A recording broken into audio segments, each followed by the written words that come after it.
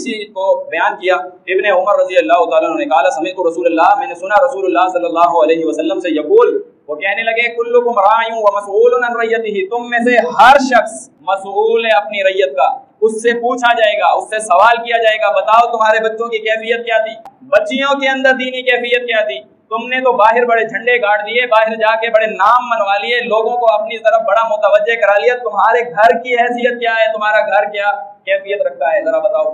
फिर रसूलुल्लाह ने और खोल के बयान किया, फरमाया वाले इमाम राइन व मसऊलुन अन रय्यतिही, इमाम भी मसऊल है, उससे उसके मुक्तदियों के बारे में पूछा जाएगा। और फिर फरमाया व रजुलुन राइन फी अहलिही, अपने घर वालों का निगरान है। और फरमाया व मसऊलुन अन रय्यतिही, और वो भी मसऊल है अपनी रैयत का।